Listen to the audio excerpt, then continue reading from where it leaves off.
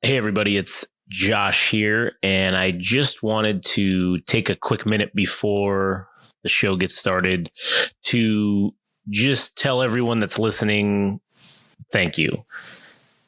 Any way, in any manner in which you consume this, whether it's downloading, listening on YouTube, liking our Instagram posts, following us on there, going to the website and clicking it, however that mechanism is that you choose to consume the content that we produce, I just wanted to say thanks. And on behalf of myself, obviously, and everyone here at Game Rage, we all thank you, because knowing that you're out there and you're listening, and if we can just entertain one person, then really that makes all the blood, sweat, tears, everything we put into this worth it.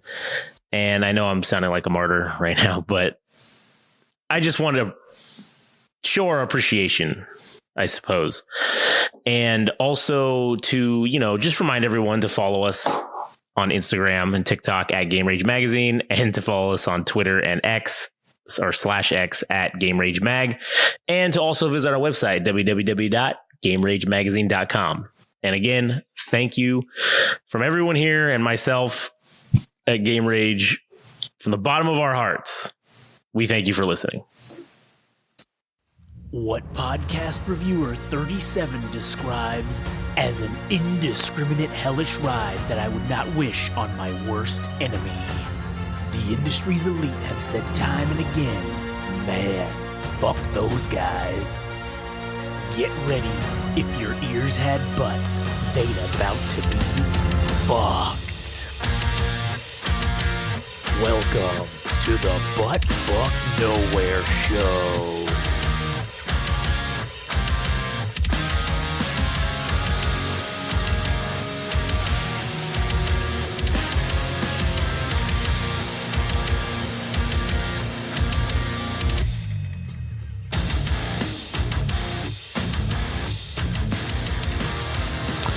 All right, and here we are, and welcome to the Butt Fuck Nowhere Show, episode number 2.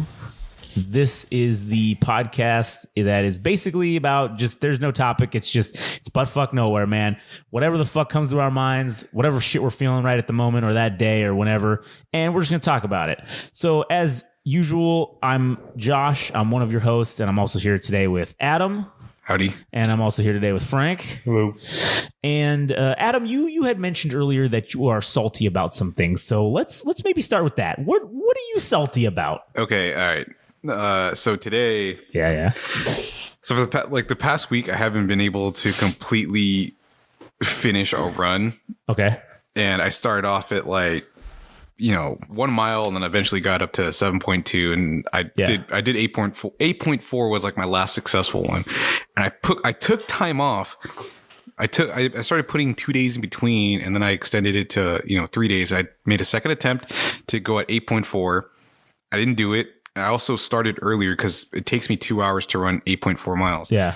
And then I did it again today, and I started again at 6:30.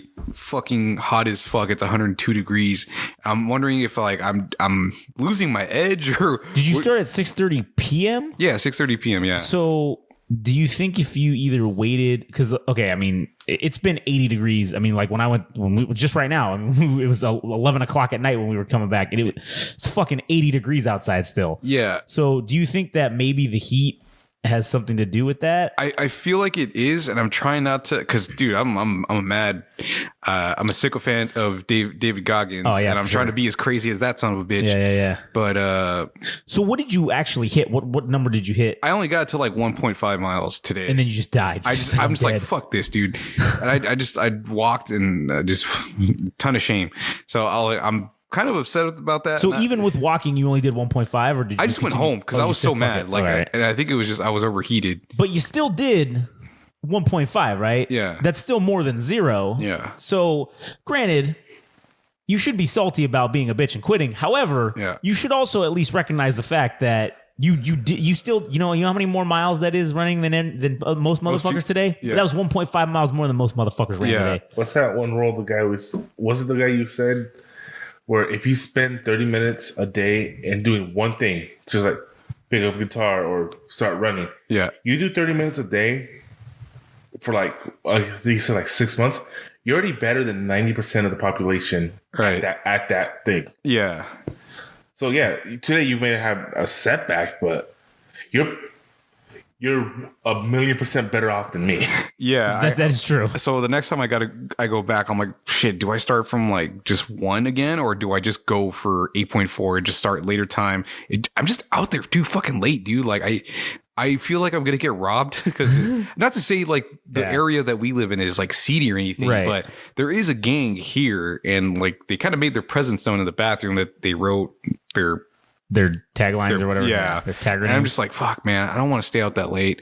Do you just prefer running in the park or would you do a treadmill? I just run at the park because it's easier to keep track because I know that like 1 lap is 1.2 miles. So it's just easier to like, it's easier. Dude, man, I would tell you just running on a trip, fuck, it sucks, man. It just sucks. It just sucks dicks, man. There's no good thing about running on a treadmill. It just sucks all the way around because you literally are psychologically fucking yourself because you feel like you can see the numbers changing on there, but it's like you just sit there and go, man, I'm not going fucking anywhere. And I was doing that for a minute, and then that's when I changed up to just going around the neighborhood, and I mean.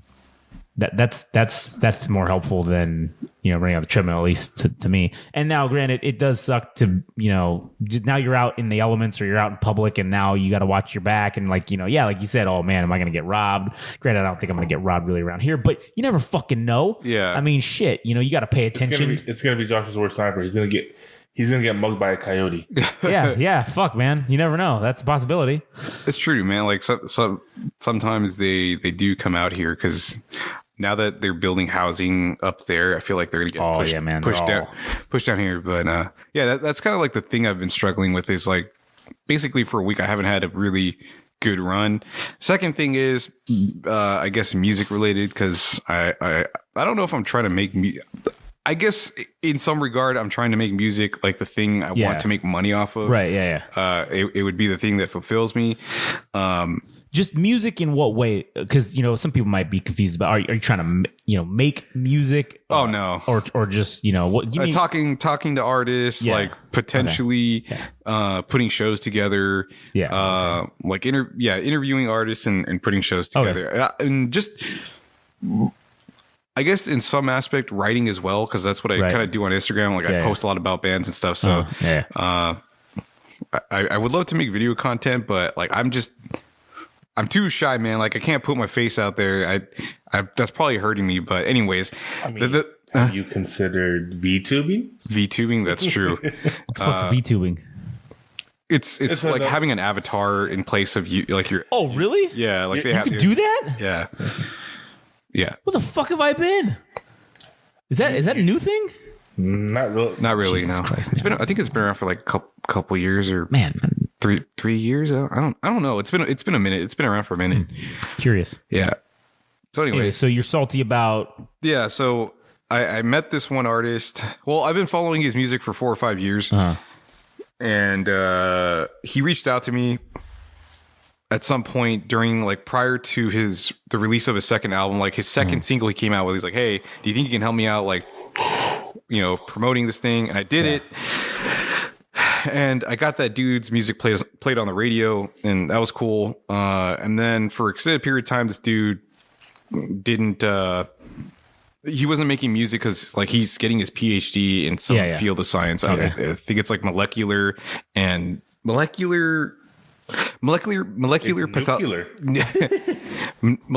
pathology and something else. But anyways, smart.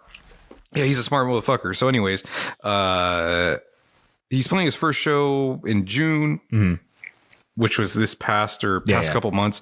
And I told the guy, I'm like, hey, I started working at this radio station thing, and I'd be interested to know if you'd be down to do an interview. He said yes. So the interview went really well. I threw it up on YouTube and I aired it on the program that I do, and it was good enough to where the people that surround him were like, oh yeah, this is a good interview. Yeah, this is a good interview. And one person in particular is this artist that he's collaborating with, and he's producing her next album. So I thought like the next conclusion would be to go to her and say, hey, like, would you be interested in doing an interview? Like, you kind of know what kind of questions I ask because you watch the thing, you know, like, right? what I'm Yeah. Jesus fuck. So I asked that question this past Sunday, right?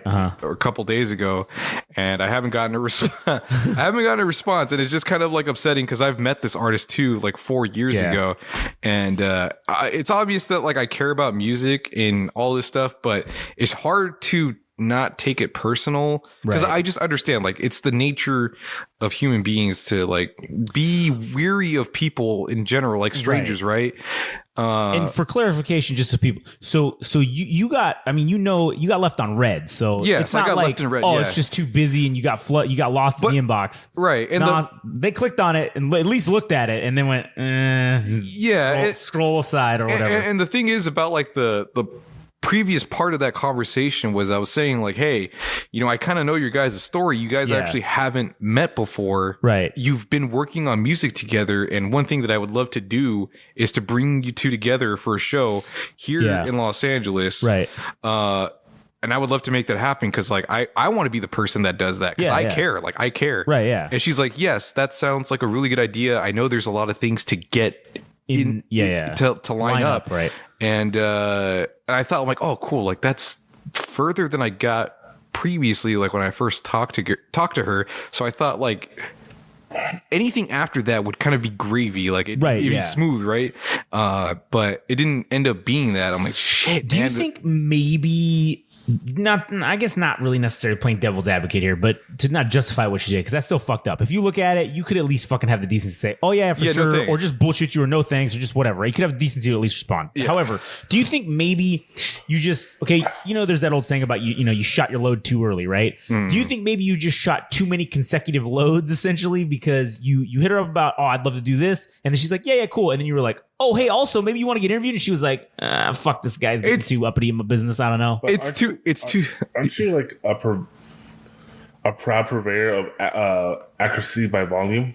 Yeah. Oh, I am. I'm not saying, I'm just playing the other side here. And it's a good point. Just asking if maybe he thinks that possibly could have been a factor into why. I think it is like, but at the same token, if I don't ask, that I don't know. Agreed. 100%. And also, on the other part, you miss 100% of the shots you use. Yeah, agreed. Well, yeah, there's that, and also like I had to strike while the iron's hot. Like if she was kind of enamored with that conversation previously, and if she enjoyed it and she likes this artist, then I have to go for it. Like to say like, hey, I can do the same thing for you. I can do the same thing for you. Like, and I don't see anybody else talking about her. Like, yes, sure, she has articles written about her, and they're not from larger publications or whatever. Not from larger publications, but I haven't even seen a proper interview of her in video format. And I'm like, I would love to do that for you. I'll put the time in. Like, I'll do all that shit. Yeah. Give me the opportunity to do that. But I, like, again, it just, I'm not even sure if I'm asking for a solution, but I'm just bringing it up because it just, I think this is just something that I'm going to have to get used to continually. Yeah. That I'm just going to encounter artists that there's probably going to be far more no's than there are going to be yeses. Yeah. And this is something that I think is just going to affect all of us. Like, 100%. Like all of us in general, that in order for anybody to believe that you have any kind of credibility in anything is that you need to demonstrate like some type of value or competence, with some type of work. So now I feel like I personally need to have a person. And I don't want to say it's not using the person that let's say has like a large following, right? Yeah. To say like, oh, I know this person. It's like, oh, I really enjoy this person for who they are. It just happens to be that they have a large following. Yeah. If I get to interview them, like I would love to take advantage of that opportunity so that I can open myself up to their audience and have it go back, my way as well. Yeah. Like, and I feel like it has to go down two ways. I'm going to have to interview somebody that's like a heavy hitter that it just kind of like establishes me in that way, or it's just going to be by volume of work. Right. Yeah. To have number of interviews to say, hey, this guy's being consistent about interviewing people, or artists specifically. And, it's like, oh, look at all the great artists that he's interviewed that early on in their career. Right, yeah. So I feel like that's what it's going to have to be, to get what I want. Exactly. Yeah, no, I definitely agree with you. And, I was just, because look at the amount of conversation we got out of that. That was good. That was good to bring up that devil's advocate side. Yeah, no, it's good. Because again, I think you need to go for it. You need to strike when the iron's hot. I think that's the key to success or whatever. And I do think that in paralleling with this whole thing, the game rage thing, that bringing back the magazine, right? Or putting the magazine up. I think that I'm trying to get Bethesda to give me permission to put Starfield on the cover, right? That's what I want to do and feature that as the article. Yeah. Now, who knows what the fuck's going to happen? But maybe if they do say, hey, go for it. Well, okay, cool. Now I can add in and say, oh, well, this is an official legitimate game that gave me permission to use this. So, shit, that's like a heavy hitter, right? Essentially. And I think it's going to be a combination of the two. It's going to be a combination of just sheer volume of work, which us doing 2 to 3 episodes of podcasts a week, maybe more in the future, and doing the sheer volume of putting out podcasts, and then also maybe getting a few heavy hitters here and there, with that, maybe, I don't know, maybe we get a couple decent interviews from people that are local celebrities or local fucking, I don't know, people that are somebodies, or just interesting people in general, maybe to talk to. It's going to take some shit like that. It's a combination, I think, of the two to get propelled forward and be seen as legitimate, I guess. Because until we do that, then obviously the people who are going to listen to this stuff at the beginning, those are like the hardcores, right? Those are the ones that we can always count on to be there and to listen every week. Those people, and in advance, I thank them for doing that, because they're the reason why I'm doing this is because I want to entertain people, right? And maybe if we can make a little money on the side to keep it going and make it pay for itself, that'd be great. Obviously, it would be wonderful if we could do this as a job full time and provide entertainment to people that like our stuff. That'd be fucking ideal. But it's going to take a combination, I think, of the two things to get it to that point of legitimate heavy hitters or whatever, like you said, and also just sheer volume of work. I think is what it's gonna take to get there. What do you think about that, Frank? I agree. Frank agrees. All right. One other thing that I had a problem with as well. Yes. All right. Yes. Huh? Oh, yes. No, I want to hear. Yes. All right. Okay. So, dude, I've been posting on social media for the last 4 years, and I have the same follower count as I did when in the first fucking year of me doing it, which isn't. It's not zero. Right. But it's not fucking a lot. Like it's not above 1,000 followers. But I am thankful for the people that do pay attention, right? Right. Yeah, of course. So what? No, I want to keep going because I was just curious to see this person that I'm friends with, just because they're an Instagram minor celebrity, I guess. Okay. If you call it that. All right. I just wanted to see how many, shit, man. She's got 3,600 followers. Yeah. Okay. And she literally does nothing. Granted, she puts out pictures. Look at this. She puts out shit about, this stuff, and it's like products and things like, shit that she's purchased or whatever. God damn, dude. Oh, that's soul crushing right there. Right. And that's literally it. She's got 440 posts. So, she posts shit, but 3,600 followers. And honestly, I hate to say it, because I don't want to sound like an asshole, but I do think a lot of it has to do with simping and fucking people that that's what they go for. Yeah. And that sucks. But again, we just have to work that much harder. We have to put that much more fucking effort in. Yeah. Because we don't have the natural given assets to fucking just make it easier. That's not either women or that's not right. Women or no. It's just women and men. Yeah, I'm or saying, anybody because we're fucking ugly. Okay, that's cool.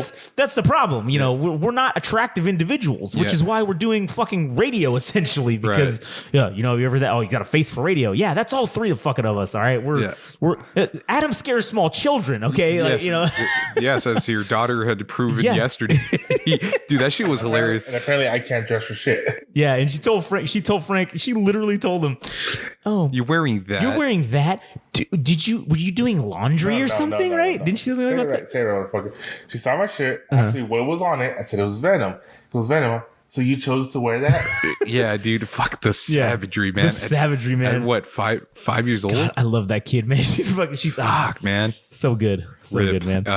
All right, so the problem that I'm having is that I've been posting on social media for 4 years. For the first year, it was all right. Like I was growing and shit. Yeah. But dude, like I genuinely tried to post informative stuff. Like I post a lot of stuff relating to music and how bands are connected to one another and how bills come together. Like, right. Yeah. And I see a lot of things that happen in the beginning. Like one band specifically, there's this group called The Sacred Souls, and they've appeared on television and they played a lot of great venues and shit. I saw that shit from nearly day one. It was like their 4th appearance ever. It was here in I did what I almost doxed us again. Yeah. Oh, you know what? We deleted that episode, right? So okay, cool. Yeah, that's good then. No. I didn't want to be. I saw their fourth appearance ever, and it was here locally to us. Yeah, locally to us, right? And I knew from day one. I knew when I saw them, I was like, oh, this is the next big thing in soul music. Yeah, like I knew it, and it's after the fact that like radio stations pick up on this music that it's validated by them. Right, yeah. And I'm like, shit, man, but I was already on it, man. That kind of pissed me off. You were already pumping it up saying like, oh man, this is the next big thing. This thing's going to be legit. You guys check this out. Yeah. You know? Yeah. So anyways, so in order for me to try to grow my Instagram following, one thing that I was working on was giving shit away. Right. And the thing that I came up with was like quests. Yeah. Like I kind of got the idea from like Fortnite Quest or the quests themselves. And basically the idea was I would give people 5 tasks they had to do throughout the week, and each one would count for an entry. And they would only be able to complete that for the duration of the 7 days. Right. And it was supposed to be an 8-week long period. And I just decided I was going to cut it at 4 because after the 3rd week, I had four or 5 people doing these tasks, which was basically following Instagram accounts of artists that I was really interested in. They're brand new or largely brand new or newish artists. And it was like liking their material, liking their post, resharing it, all that shit. Yeah. So it was in the nature of trying to get the algorithm working for the artist, right? And without them having to do anything. So the reward for it was I'm as good as my word. I'm going to be giving away Beats earbuds. Oh yeah. So somebody's going to be getting some sweet tomorrow. Oh, I'm going to give it away. And so what are you doing? Like a random drawing? Yeah, it's a lottery. So whatever amount of entries every person did for like each of the tasks that they complete, that's the number of entries that they get. All right. But the thing is, man, like by the 3rd week, it fucking like nobody was doing anything. I'm like, fuck, man, like not even this would work. Not even I've tried posting informative information. I've tried. I'm gonna reveal something. I've written inflammatory things in the past to see if I would get engagement. And it did. It did. Like it did to some degree, but I don't want to go down that route because that's not like I don't want to do that. But I'm kind of at an impasse when it comes to social media. So now that you've kind of said this, and I kind of had an idea, do you think that maybe one of the tasks that you should have had them do was reposting make that the first task is like, oh, repost this specific thing, right? Because you're having them repost shit about these bands to like help the bands. Right. So do you think maybe if you did that, but also made that one of the requirements was, oh, repost this thing to your shit, so that way every other person could see, oh, you're giving away this asshole's giving away Beats headphones if you do some of these things. Yeah. And then maybe some of their people will see it, and then maybe it's also, it's benefiting you. I was also kind of afraid that if it got too big that I wouldn't be able to keep track of every fucking person because I had a spreadsheet and I was thinking, oh my God, if I have 100 people, and you fucking miss one. Well, if I have 100 people, I need to verify every single task that they complete. That's going to be a lot of time. Do you also think maybe you could just fudge it and go, all right, cool, they reposted it, and at least they said they did it, so like, maybe I'll just fucking I didn't want to do it like that either, because then it's like kind of half-assed. Everybody who participates gets entries, right? Yeah. You know, I mean, yeah, I guess it's half-assed, but yeah, dude, I'm like, shit, dude, I'm running out of ideas of how to motivate people to engage with like my social media account, and I'm just kind of burned out, dude, from social media. Frank, do you think that we should have made fake Instagram accounts and done these things to then potentially get entries so we could have won the Beats headphones? Would that have been cheating? You already own Beats. Yeah, but what's better than one Beats headphones? Two Beats headphones. You have 4. A free Beats headphones. No, I only got like 3 pairs. Well, in this house, I have a pair. Katie has a pair, and Katie has 2 pairs. She has the over-the-ear ones, and then the ones like mine that go over the little buds or whatever. And then I have a set of the buds. So that's 3. You have a pair of over-the-ear ones too. No, those are hers. Well, you have one yourself. Where? What color is it? The one my sister gave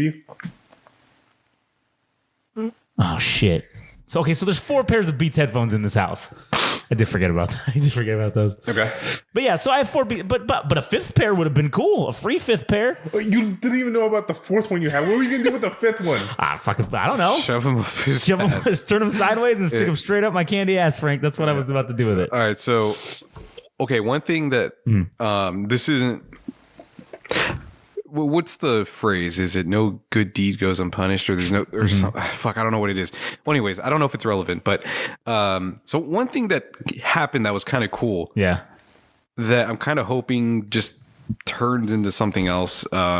So we added a DJ to the radio thing I'm doing. Oh yeah. And something cool that happened was the person that we invited, his wife was like, hey, this is really cool. Like you get to play your whole DJ set, and like I'm really happy for you and all that shit. So then his wife turned up the fucking volume to the point like it was, like every Mexican party that's like super fucking loud. Oh yeah. So they're blaring that shit, and apparently the neighbor of the guy and his wife, so he came over to their house, and I was like, oh, who the fuck's playing that? Like, whose music is that? Yeah.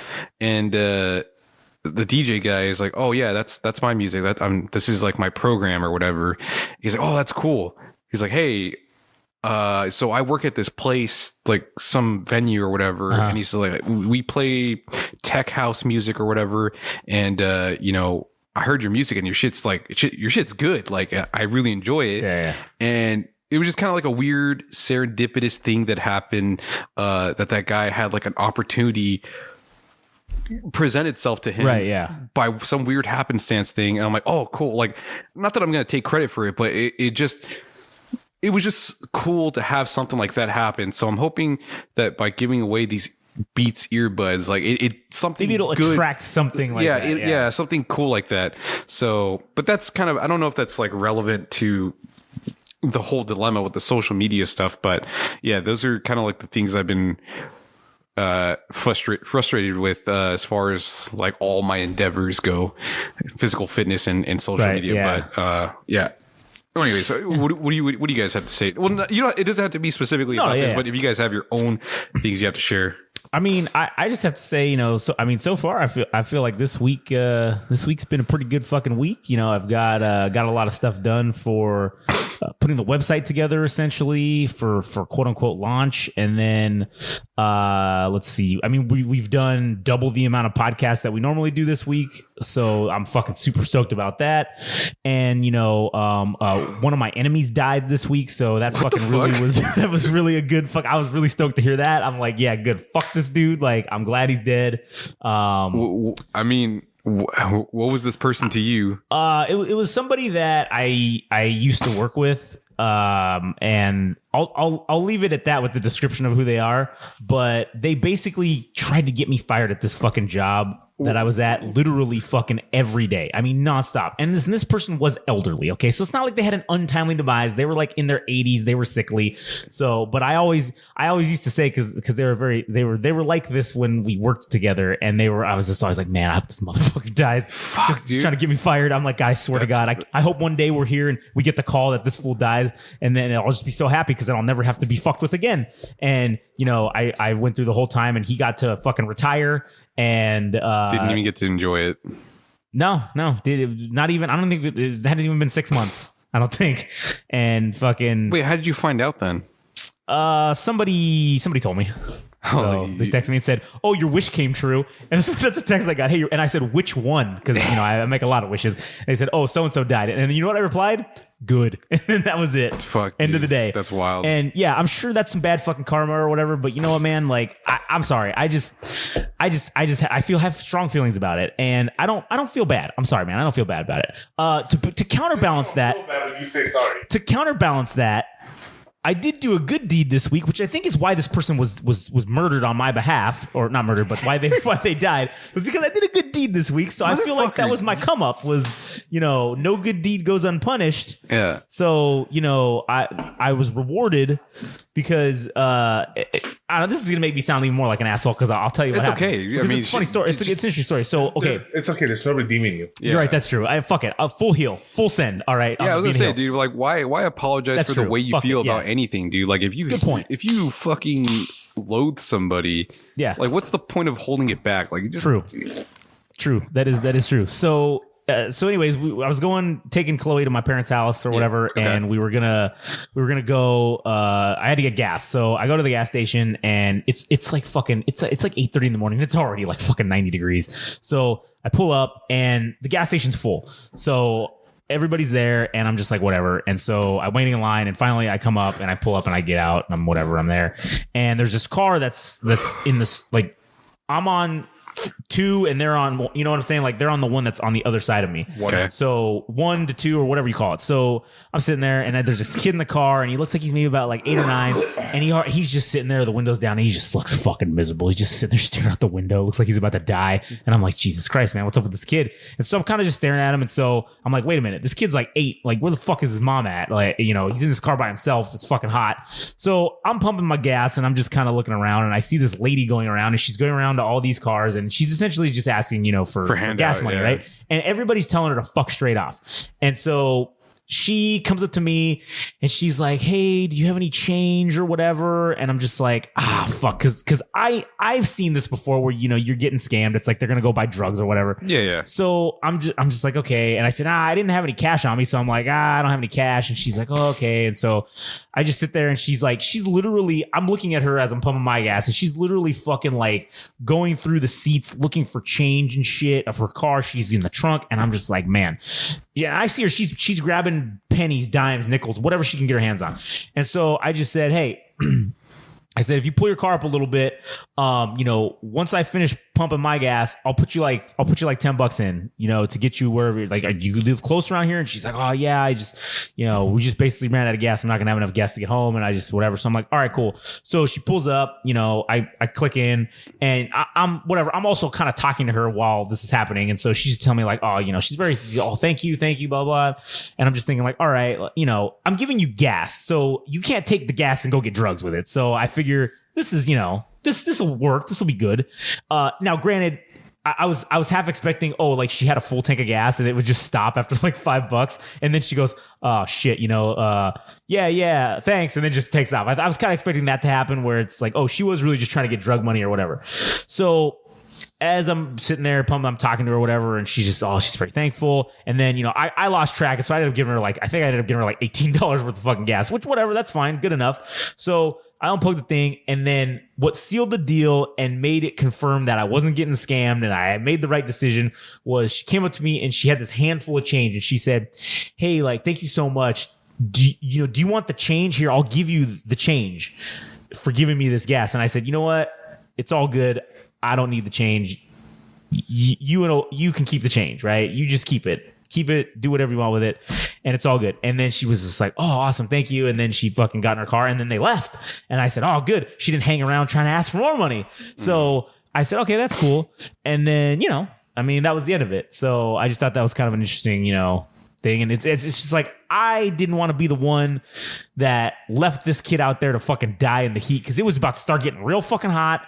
And I'm just like, man, this dude's gonna be sitting here all day because everybody's telling her to fuck straight off because they don't want to fucking hear about it. And I may be an unredeemable asshole, but at least I do nice things sometimes, I guess, right? And fuck it. I would be in this. The way I look at it is I'm in that situation. I wish somebody would help me, or like if my daughter was in that situation, or my wife, because that lady she's that kid's mom. She's somebody's sister. She's somebody's daughter, right? I would wish that those people in my life, if they were in that position, that someone would be nice enough to say, hey, yeah, I'll help you out. Let me give you $10 in gas because you fucking ran out of gas. I don't know what the circumstances are, how she got in that position, because obviously to me, it's like, what are you, fucking dumb? How did you fucking lose? Well, money's hard up, blah, blah, blah. I get it. It's life fucking sucks. It's tough. And sometimes you need a little bit of help. And if I could provide a little bit of help, fuck it. I'm there. I guess. I don't know.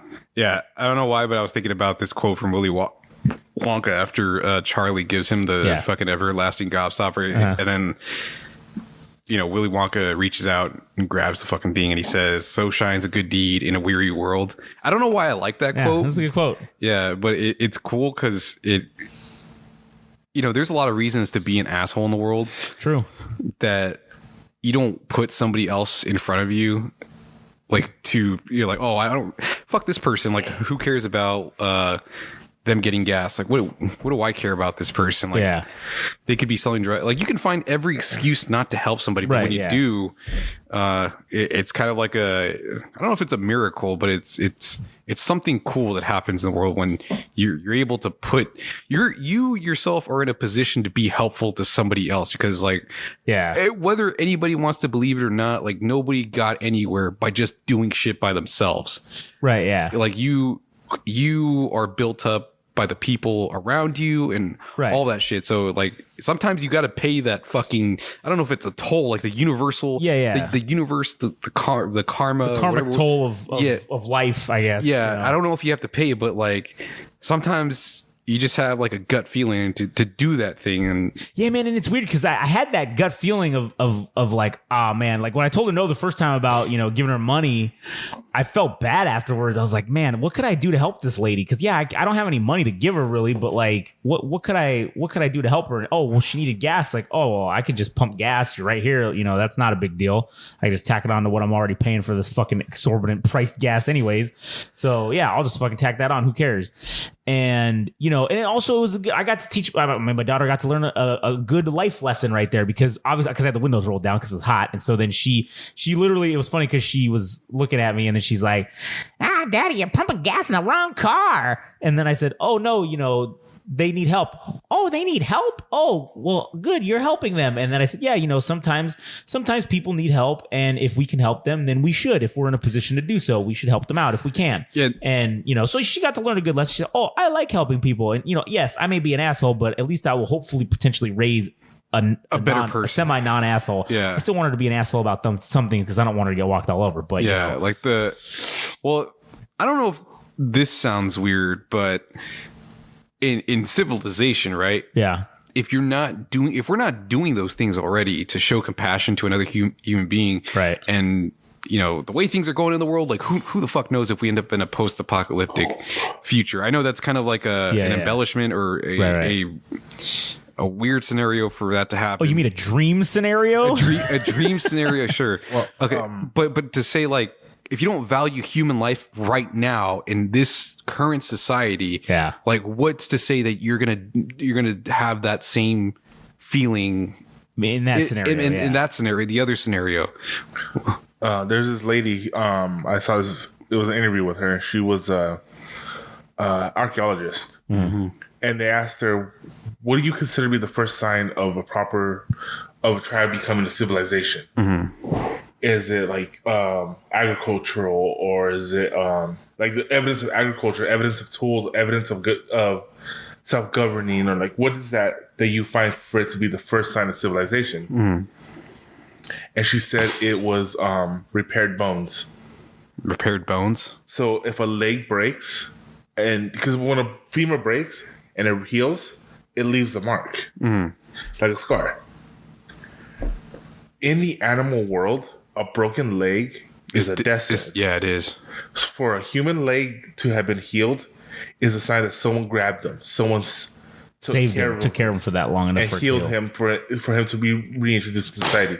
She says that is the first marker of a civilization. So as I'm saying, like, for us to be able to say, hey, help someone out, that literally is the beginning of our civilization. That's like, for like a primitive society to not view somebody else as like an enemy and say, well, this person is not threatening and I'm going to help them. That's a big step to make. I mean, yeah, look at even in modern society, if a horse breaks his leg, what do? We put it down. Yeah. Shoot the fuck out of it. It's not worth rehabilitating it. So for an ancient civilization where they're willing to say, okay, he's a burden now, but he's going to be reintroduced to society later. So it's worth keeping him around. Yeah. So it's like, is it pragmatic or is it sympathy? That who knows? But I don't know, which one would you consider to be the more evident of a civilization? Sympathy or pragmatism? Yeah. I don't know. I mean, I think if you look at it, yeah, okay, I think sympathy probably is the thing that would identify in that instance, right? Not just the ability to look at, okay, to just use deduction and say, all right, if we help this guy out, because I don't think that's the main reason why, that like something like that would happen is, oh yeah, we're just gonna fucking help this guy out. I think, because he can do something for us later, because that's kind of like a selfish reason to do something, right? So if you look at it from the perspective of, oh, if it's sympathetic, the reason why they're doing this because, oh, this was somebody that was a family member, or even if it wasn't, even if it was just like a random guy that's part of their tribe or whatever that got hurt, and somebody takes the onus on themselves to help rehabilitate him and bring him back into society, it's kind of like, oh, okay, that's the true showing this tight knit or this community that isn't just animalistic in saying, oh yeah, you got hurt. So oh man, you're sucks. Fucking dead. Yeah, sucks to be you, buddy. But I guess it was good knowing you because you about to die, and then eating him later or whatever. Well, if you look at things like with the if you look at like old like ancient civilizations, yeah, say, like Mesoamerica with the Aztecs, right? I don't know if you ever saw that movie Apocalyptico. Nope. It's really fucking good. Yeah, man, it actually really is. Like I thought it was gonna be insanely racist and like be degrading because it's freaking Mel Gibson was directing it, but this shit was so fucking accurate. It was fucking good. You should check it out. And I think just on a side note about that's just I mean, listen, political fallout with notwithstanding of Mel Gibson's personal views, but as an artist, I guess, or in the terms of acting, directing, and writing in that sense, and producing films, that dude knows what he's doing, man. Like he puts in the work, and I mean, even with the Passion of the Christ, I mean, listen, I'm not an ardent believer or whatever. I mean, you say that, but did you see Get the Gringo? He went for racism on that one. I mean, I guess, but that movie was still fucking funny, man. It was a good movie too. Hey, dude, at least he's transparent about it, as opposed to like Clint Eastwood, who made Gran Torino, is like, it's just an excuse for him to shit on Asians, yeah, just to say dumb shit, like to say the N word, and yeah, it was. I mean, the way I took that movie was it was him being. It showed that the guy is racist in the sense that I don't even say he was racist. He just liked to talk shit.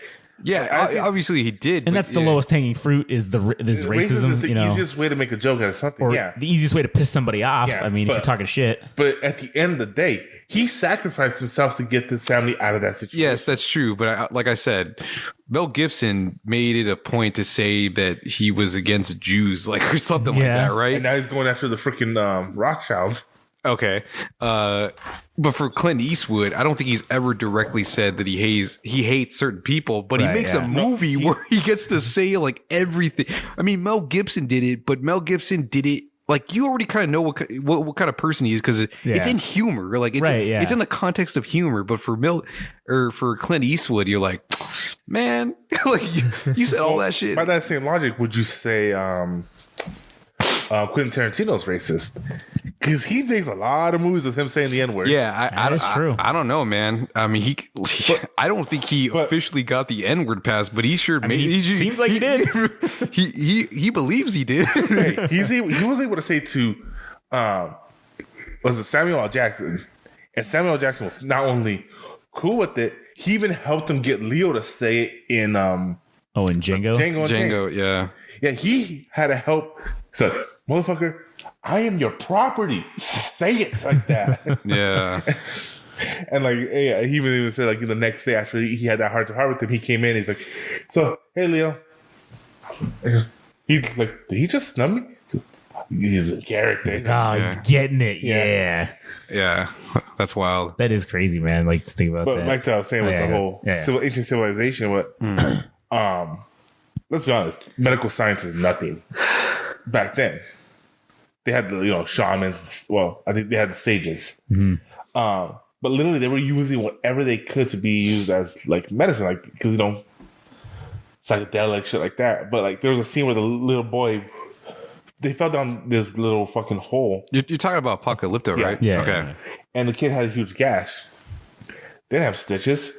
She was literally using these bullet ants to bite the wound closed and then rip their heads off. Because the ants have a whole thing in their nervous system. When you rip it up, their whole system locks up. So they were literally using the ant heads as stitches, which was actually a thing. They, they didn't find evidence, but like I think they found journals of conquistadors and shit that were talking about how this civilization was, not barbaric, but what's the word? Primitive, but yet advanced. He still said, what's his name? I forgot his name already. The guy who led the Spanish Inquisition into Cortez? Mexico. Cortez, yes. He even wrote down that it was I can't say the name of the capital. It's a hard one. Tenochtitlan or something like that. Yeah. He said it was the most beautiful city he had ever seen. Mm-hmm. He had been to Britain. He had been to France. He had been to Spain. He came from Spain. Modern civilizations. Yeah. And he said this little place in Mexico that doesn't even know how to sail, doesn't even know how to. They don't have steel. Well, I don't know if they had steel weapons, but no, they didn't. They had volcanic glass. Yeah.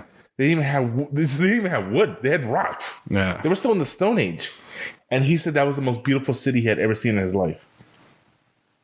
And I'm saying, like, and you see that in Apocalypto is what I'm saying. So in civilizations like that, when you see that they're using whatever they can in nature to heal one another, is that again compassion, or is that because with the Aztecs, again, is it the whole, we need to keep him alive because he's a soul that we need to save, or hey, he's injured, let's keep him alive to sacrifice him? I mean, yeah, there was that aspect of it too, but I don't know. I think that one of the things that, like what you were saying, makes me wonder is, you look at those type of cities and the things that they said about, this is the most beautiful city they've ever seen. It makes you wonder. You look at the ruins of it now and you wonder, what the fuck did that really look like back then? Because, you ever heard of the shadow snake with the temples? So there's in the temples on the stairs are. Yeah. They've made it again. Fucking Stone Age people made it so when the sun hits it, there's a shadow of a snake on the fucking thing, and as the sun goes down, the snake is moving, like it's slithering down. Yeah, that's crazy. I mean, yeah, the amount of the level of but then does that denote a civilization? The level of sheer engineering competence that would take to make that happen? Was it because they didn't have any technology, so that's all they had to do is just sit around and figure out how to make rocks make fucking snakes look like they're moving when the sun moves? I mean, who knows what the real reason was? I mean, look at the whole thing with the sages, where they're able to tell you. Literally, the final test for a sage is to go into a cave, eat a shit ton of psychedelics, and then sometime later they pull him out of the cave. They tell him, look up at the night sky and tell me how long you were in there. And by the constellation, they can tell you how long they were in that cave.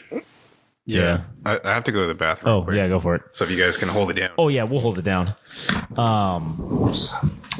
Yeah, no, that type of stuff is very interesting. And then just kind of... Is it because Because think about it. Is that a fucking art that's been lost to us because we rely on GPS, Greenwich Mean Time, and all that shit to navigate because we have the satellites and shit. Yeah, I think it probably has, or maybe it's not lost, but it's not prevalent, I guess, in society now because you don't need it. It's the same thing, when transitioning from having a GPS in the car to MapQuest, right?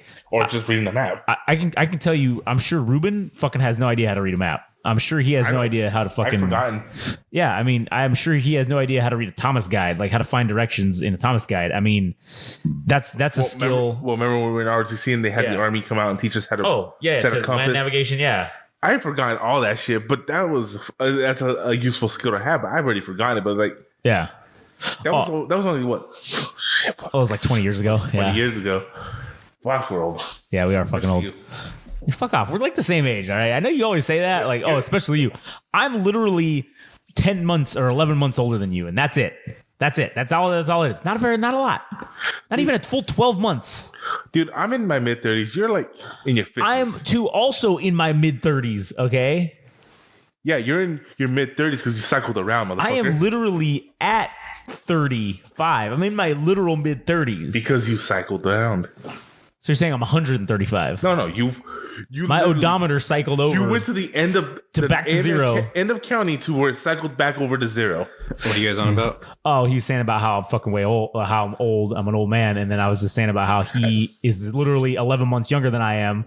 And how does that? And he's like, oh, we're so old. And he's like, especially you're so fucking old. And then he's like, I'm in my mid 30s, Josh, and you're in like your 60s or 70s. And he said, I'm so old that my odometer has gone to the end of counting and then has flipped back over to 35. So like, I'm not really actually 35. I'm like to the end of counting plus 35. Wow, dude, went from that. We went from like Aztecs to that. What the fuck? Well, because we were talking about land navigation and how is that a lost art? Stuff like that of is lost to like us. The thing with the stars, right? Is that like a lost art to us? And I said I don't think it's necessarily lost, but I told him I was like, isn't that something that sailors do?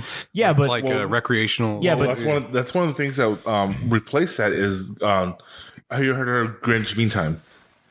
Heard what? Of Greenwich Mean Time. I don't know what that is. Like you ever heard of Pacific Standard Time? it's like the time zone. There's one GMT called is zero. GMT. It's like zero. It's the zero. So there's a clock. There's literally a clock that they specifically made, and judging by there's a little algorithm you do by where you are, whatever, and then by the time of where Greenwich Mean Time is, you're able to navigate the planet. I see. And you can use the stars and shit like that as well. But with the way they do it in Navy, it was like, okay, the North Star is there, so Orion's belt's there, so that means Perseus. We're in Spain. Perseus is over there. Perseus is over there. We got to be going this way to go north. That's pretty much how it works. But the way the Aztecs were is like, all right, Perseus has turned to the angle and has reached this axis of the planet. So I know it's been 3 weeks now. Yeah. So it's like, I feel like we expanded. We're past that and actually degraded in the use of that skill. Yeah, I do think that. Oh, because that's what got us on talking about that was because like Ruben. I was like, I bet you Ruben, he's 21 years old. I bet you if I handed him a map, he'd have no idea how to fucking read it. Or if I gave him a Thomas guide, he'd have no fucking idea how to get. He couldn't tell me how to get from his house to my house. Do you even know what a Thomas guide is? Probably not. That's true. But in talking about, when I was brought up in, the other stuff and learning the city or whatever that you're in, right? And you have to, like, that was the beginning steps of having GPS in the cars, right? So you weren't allowed to use it when you were getting trained because you had to. What? When I was working at the city. I see. Oh, yeah. So when you were in training, like, you were not allowed to use the GPS in the car because you had to use the Thomas guide or a map or whatever because you needed to know how to get to a place that you had never been before because if the GPS went down, what happens? Because that was still fairly new technology back in fucking 2006 or whatever. I was back when you had to buy those like Grumman $300 machines. Yeah, and so they had just gotten it like in the units in the cars, and so you like when you were getting trained, you were trained to not rely on that because it could go out, which it did. It pretty randomly, pretty consistently went out or stopped working for some fucking reason, one reason or another. And so, if what was wrong with this thing? what? I was it's weird. It's literally the volume was all the way down and an ad just kicked up. No, it's weird. I'm trying to find that video. It's something about with the Ukrainian soldier. Oh, yeah. So anyway, it's like that thing of, since I learned how to do that, that's a skill that I'll never not know how to do. Like I always know how to read a map. I always know how to, Frank was talking about, when we were in ROTC and they taught us land navigation, right? With the compass, with the actual lensatic compass, and using the compass to figure out where you're at and to make a plot of a course, and you could tell exactly how far you've gone and, plot a course on a map and all that shit, right? I would have forgotten how to do that if I hadn't brushed up on that skill and continued to utilize it, and just do it every couple years just to keep that shit refreshed in your mind of how to do it. Because again, I think that's a useful skill, because if technology ever goes down and you fucking don't know how to get to where you're going and you rely on this fucking GPS, well, fuck, you're fucked. You're not going to know shit. So if you don't know how to read a map, or like I said, something basic like a Thomas guide for, driving directions, essentially. If you don't know how to utilize that, what are you going to do when your GPS stops working? How are you going to get to places, So that was where I did agree with him, that I do think it's somewhat of a lost art. And I don't think that the newest generation, or this Gen Z or whatever it's called, I definitely don't think they're going to ever know how to read a map, or potentially even know what a physical paper fucking map is. Everything's all going to be digital, GPS, Google Maps. It's all going to be on your phone. Dude, because you remember back in the day, there was a Thomas guide, right? That was what you had. If you wanted to figure out where you were going, you had to look up the fucking thing, and you had to figure out your directions based on the grids and all that shit.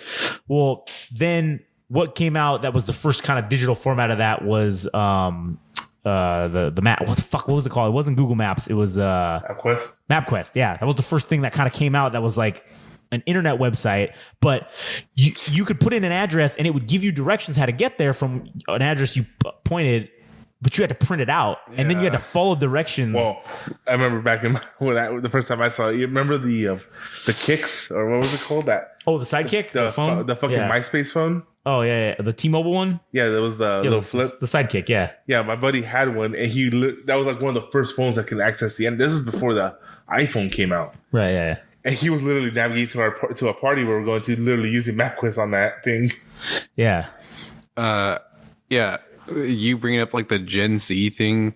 I don't even think that's limited to just that. Like there's probably people of our generation that don't know how to fucking do that. I was just gonna say, like, amongst the people that I know, there's people that I know that don't all he uses like Google Maps, and I don't know if it's just me. Well, you have to use Google Maps, because if you use Apple Maps, it's going to tell you to turn off on a freaking freeway.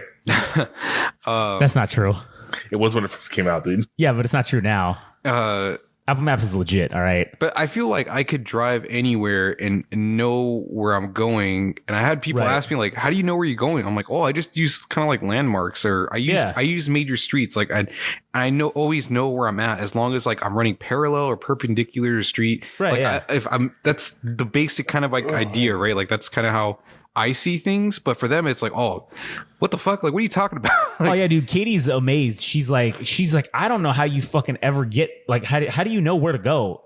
Like, she's like, and I'm like, yeah, listen, I could put in a place on a map, on the Google Maps, and I'll literally look at it and I'll go, okay, I know where I'm going now. And then I don't need it to keep telling me where to go. I'll just get there. And she's like, how the fuck do you do that? And I'm just like, I don't know, just from having to figure out. I looked at the map and I saw there was something that we didn't know the address of it or whatever, but she knew what street it was on and like the cross street. And so I literally looked at where we were at on the Google map, and then I found that point and I said, okay, we're here. So I'm like, all right, cool. I got it. I know how to get there now. I know what direction I'm traveling. So now I know what street I need to turn right or left on and then get there. And she was just like, I don't even know. I would never have been able to figure that out. And it's like, well, because you never had to really do it. So I don't know if you remember growing up, a lot of the cars from the late 70s, late 80s, early 90s, because in the mid 90s, that's when they got rid of it. But a lot of old cars came with compasses. Yeah. Oh, yeah.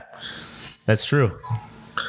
I remember my brother-in-law, he had one of the OG 4Runners, the Toyota 4Runners. Yeah. And because, those cars, back then, they were meant to be off-road cars for you to go camping and shit. Yeah. Not like this where, it's a RAV4. It can go off-roading. It's $70,000. No, sort of. it's you get the bragging rights of having a ref. You could take it off road, but you spent so much money that you really shouldn't. Because if you get one little ding or scratch, oh man, it's gonna cost you. Mm-hmm. My God, dude, I don't know why I'm saying this. Yeah.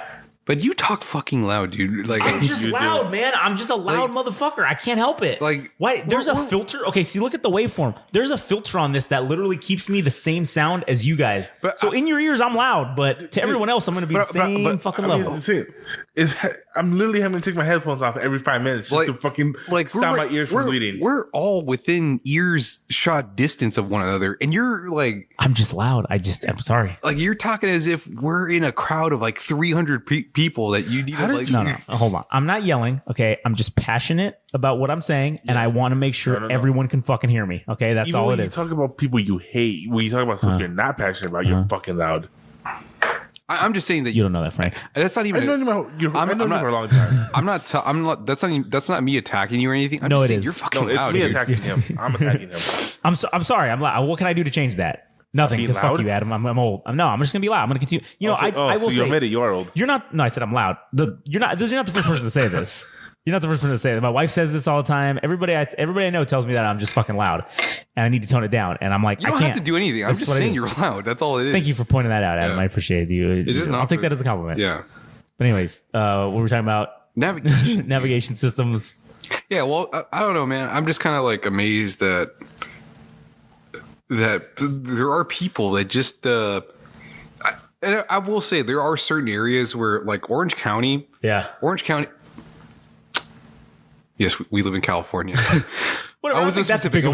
Yeah, I wasn't specific. But I don't think that's that big of a deal. There's certain parts, like I will say that, like when you're over by like the beach area, there's a certain part where the freeway becomes a toll road. And I don't remember what specific freeway it is, but that area is somewhat confusing. But I would say that. On the whole, Southern California has like landmarks, like you know where you're at, right? Yeah, a majority of the times, at all times. So it's like not difficult to navigate where you're at. Just I don't know if it's a feel or what it is, but like maybe it's just the fact that we've driven around been here everywhere. For so many years. Yeah, but it could be that too. On a side note, is it weird that I found it less bad when the toll roads were owned by private corporations? That it felt less like, oh, fine, I'll pay to use this toll road. It felt less bad than when the government started owning them, and it was like, really, I have to pay the government to use my own fucking roads that my taxes are already paying for? You're talking about the fast track? Yeah, because it used to be a private corporation. Now California owns it. Fuck, man, I don't know. I kind of hate the idea. I'm not. Oh, fuck, I don't want to dox myself because I don't know. You already said we live in Southern California, dude. Yeah. But I'm not being specific of where we live. So Orange County is pretty fucking suspicious. I mean, and they don't even know if we live in fucking Orange County or not. Well, I'm just saying that the fast track lane shit, dude. The fact that they've added lanes for the freeway just for that, dude. It's so bad, man. Like I hate it.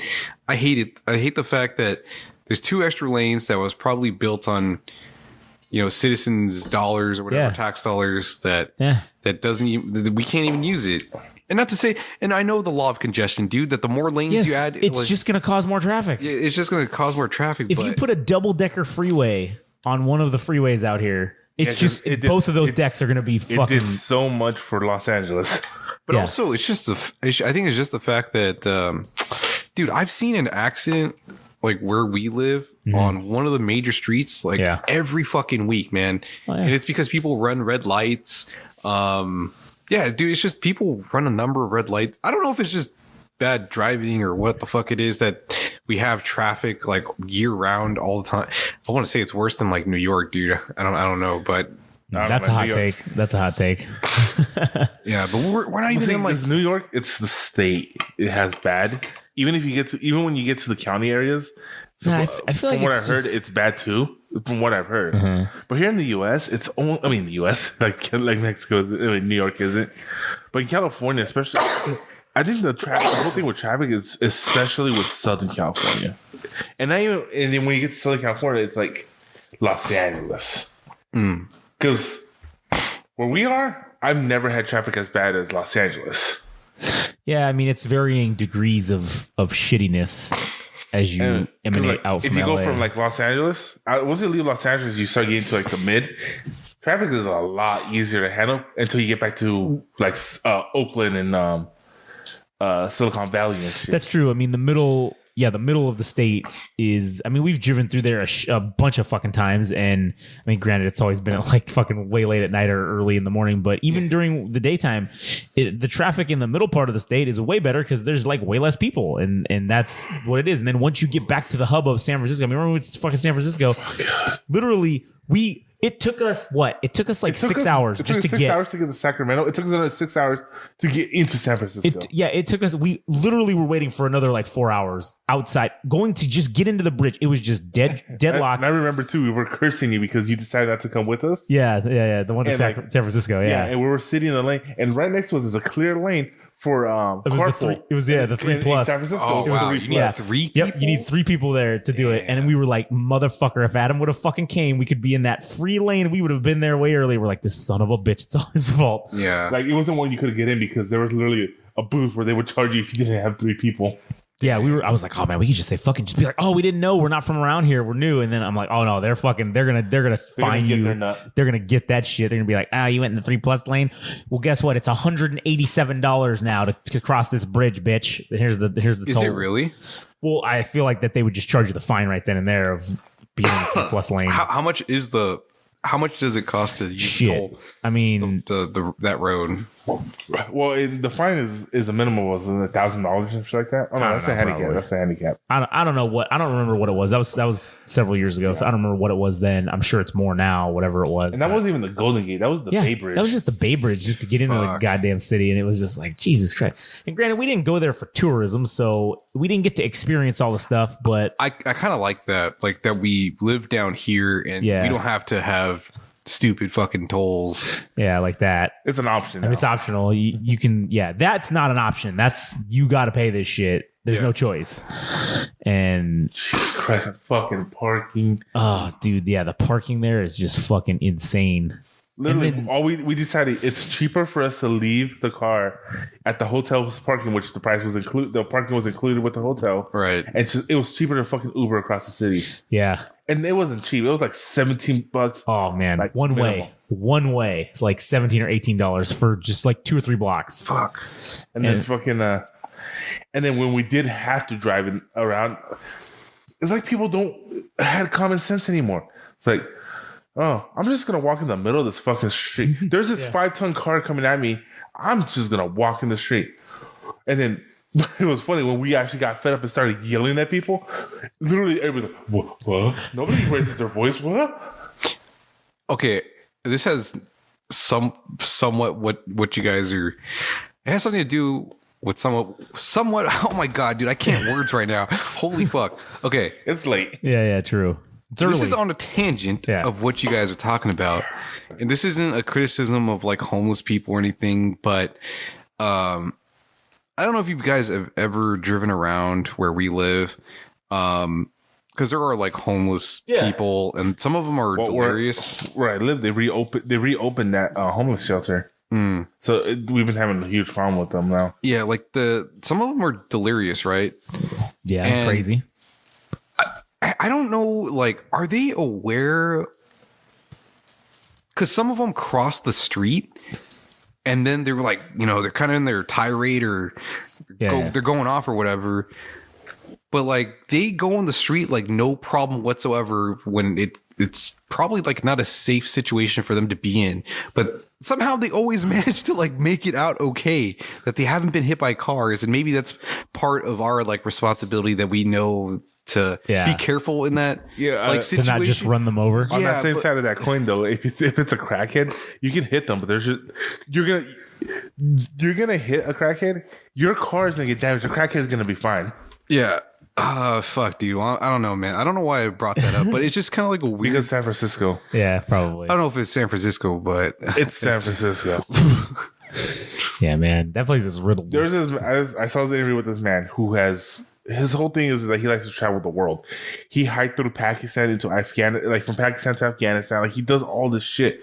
He said he's been everywhere in the world. And the only place he has ever stepped in human feces was San Francisco.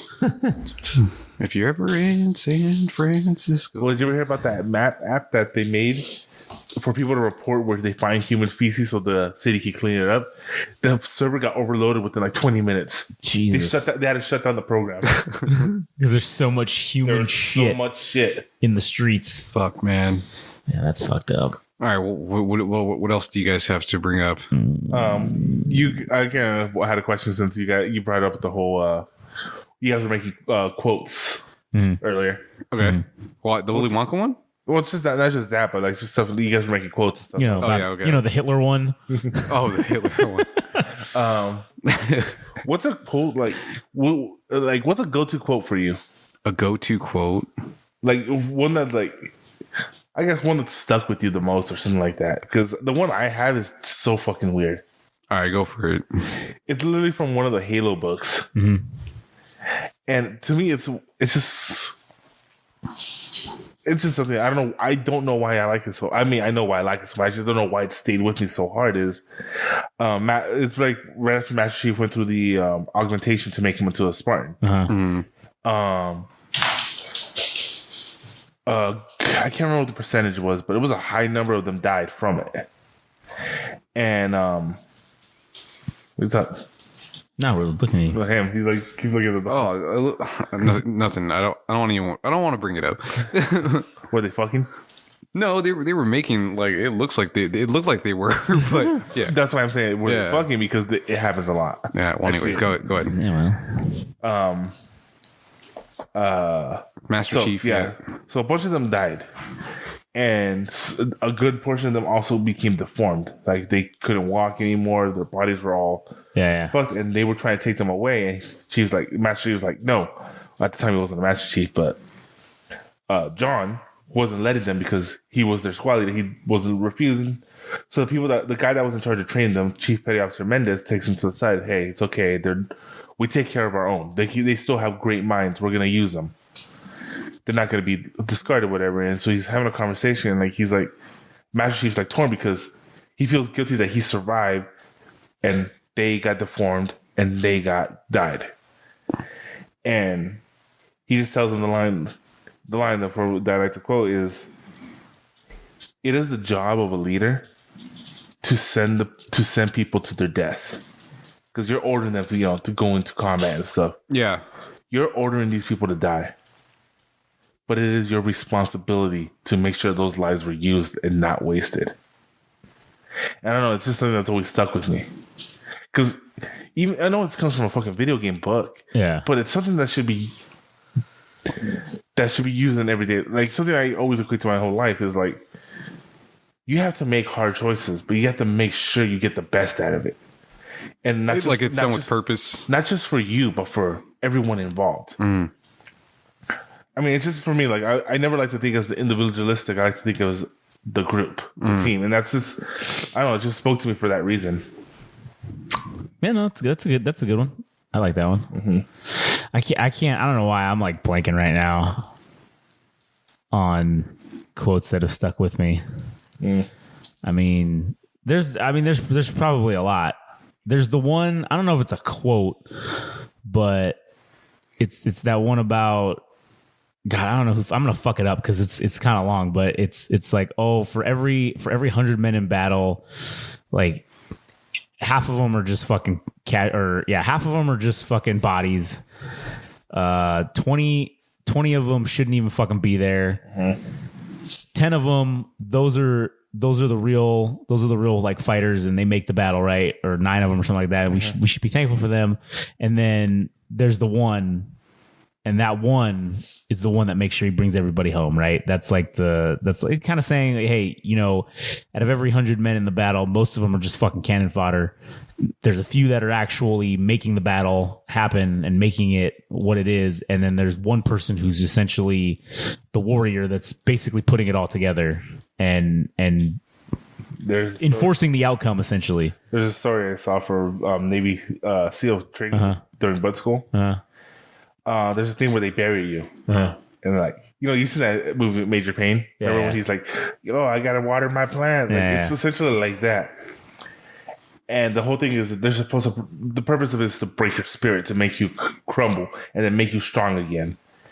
And they were doing it, and then like it's fucking freezing. Like they're on the beach. It's like fucking 4:00 in the morning, and he was talking about how people were quitting left and right, like going out. I think it was at the one where you ring the bell or whatever. Yeah. And people were just quitting left and right until one moment, somebody just started singing a song. I can't remember what song it was. Like it was something stupid, like Mary Had a Little Lamb or some shit like that. Mm.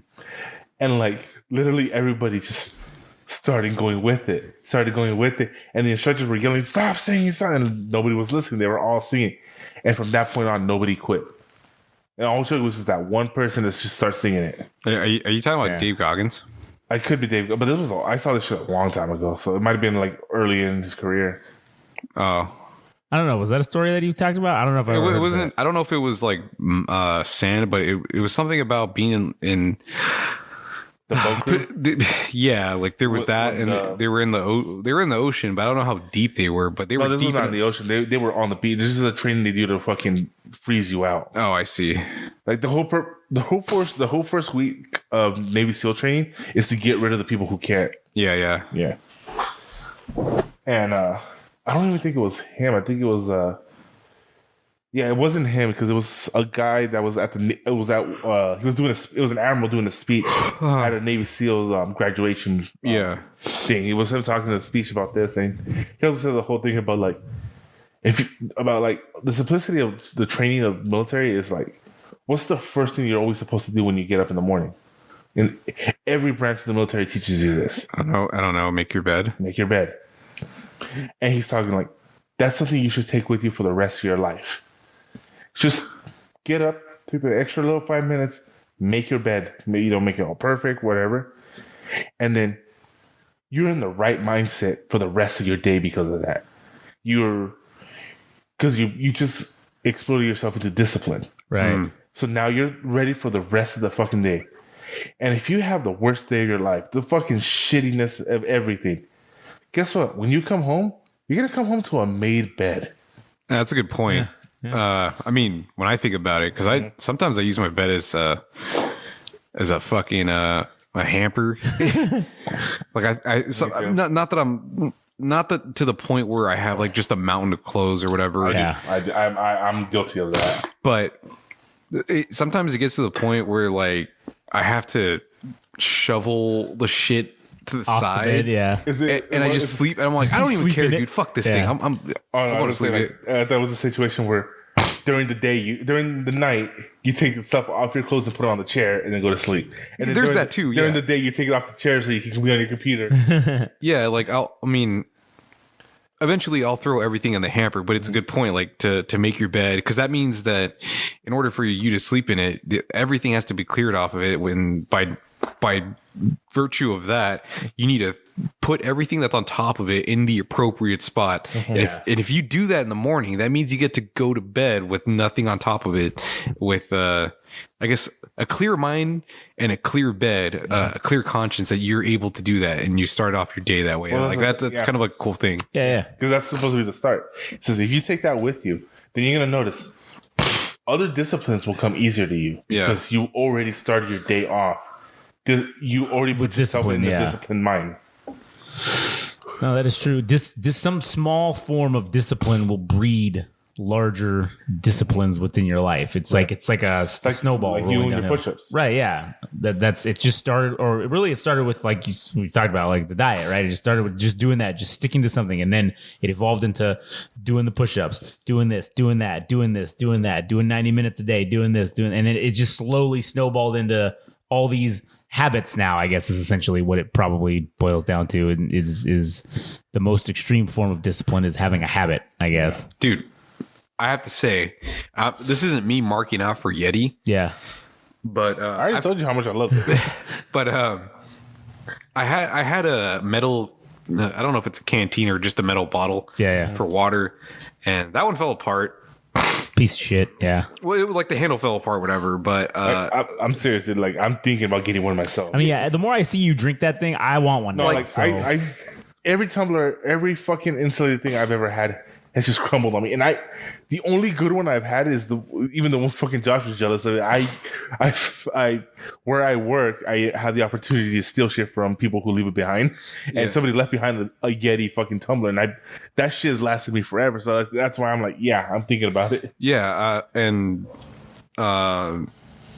just having it. Okay, so I don't like using plastic bottles. Like I just don't want them because I end up doing dumb shit. Like this isn't like to the point that it's crazy or anything like that. But what I end up doing when I drink water is that I put it on top of this speaker that I have. And at some point there's enough bottles. There's like 2 or 3 bottles that start accumulating. Accumulating. And I'm like, fuck, dude, I know I shouldn't be drinking out of plastic bottles because I just do something stupid like that where I just start placing it on top of like the speaker. Excuse me. So, and also like I also waste water sometimes where there's like a little bit left, and sometimes if I like leave it in my car, it sits long enough to the bottle, like expands the bottle. Yeah. So like I don't want to be wasteful with water at any point. And ever since I bought this thing, dude, like I love the fact that I have this thing next to my bed and I can drink it, and I know I'm going to have a cold sip of water and on demand. And then on top of that, like I don't even, because how many ounces is it?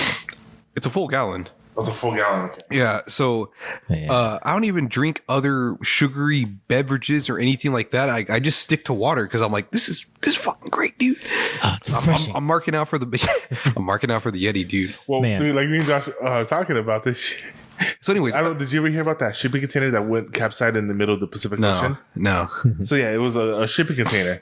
So a few weeks later, everybody finds out, oh, that shipping container was full of Yetis, because they find out on Seattle, the fucking beach, the Yeti shit was just fucking washing up on the beach. Oh shit! And people were walking away with like fucking $4,000 fucking coolers. God damn, dude! Yeah, those things aren't cheap. They're like $500 for like because they're insulated. They were floating. Yeah, but fuck, man, I will say that just in the past week that I've had this, I've been drinking nothing but water, and that's like a small change that I've made that I think is becoming a habit.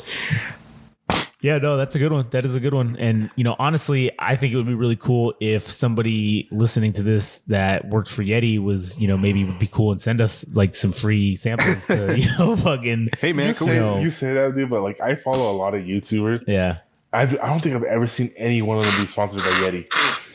I mean, because they haven't been good enough until we came along, I mean, and I'm talking about people that are part of the demographic that buys Yetis, like fucking Demolition Ranch. Yeah, but I mean, if we jerk Yeti off enough, I mean, and we talk about him enough, I mean, maybe we'll manifest it. You don't know. It didn't work for Rooster Teeth. Hey, man, you never know. Maybe they started the ball rolling and they didn't finish it. They gave up too quick, and now maybe we could pick up where they left off, and maybe we can take advantage of it. Maybe there's some leadership changes at Yeti, and they decided, you know what, small independent podcasts that have like 16 listeners, that's where we need to put our money. Dozens and dozens of listeners. 16, man. You're getting a little ambitious there. There's dozens of us. Dozens, yeah. There's tens of us. For the fives and the fives of fans. Yeah. For the threes. For the thousands of Canaanites. Yeah. Or the millions of Hulkamaniacs. Or the millions of Rocks fans. Did you remember that speech? Like when Kane talked without the fucking voice modulator thing. He says, yeah, dude, the 10,000 or the thousands of Canaanites, and everybody's like, thousands of Canaanites? What the fuck? That sounds like fucking Puritan shit, man. What? The Canaanites sound like something like some Bible Puritan. shit. Yeah, from the Puritans. Shit, yeah. Shit. Well, I don't know if I have anything else to I add. don't know. You got anything else? Nah. No, that's it. Well, and just like Adam fucking predicted, we were like, oh yeah, we'll do like 30 minutes and that'll be good. Hour and 20 minutes later, fucking. Yeah, it was I figured we'd go for an hour or so. Yeah, that's what he said. He's like, oh yeah, we say 30 minutes, we'll probably go for an hour. Well, yeah. There we go. So anyways, all right. Well, thanks for listening to our ramblings on the Buttfuck Nowhere Show, episode number 2.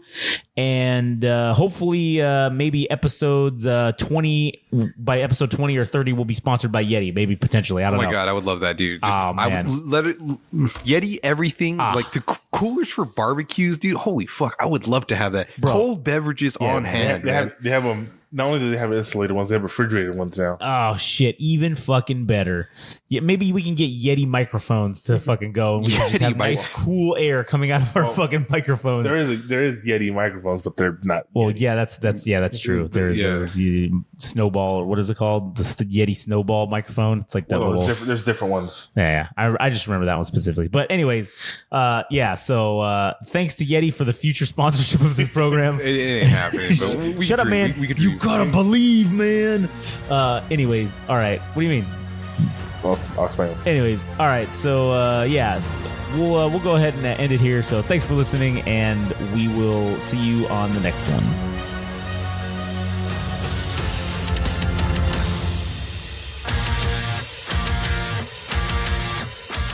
This has been the Butt Fuck Nowhere Show.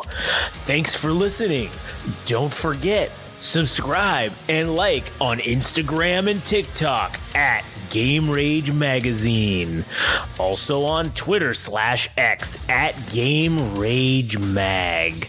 Also visit our website, www.gameragemagazine.com, for a host of other podcasts and more. Thanks for listening.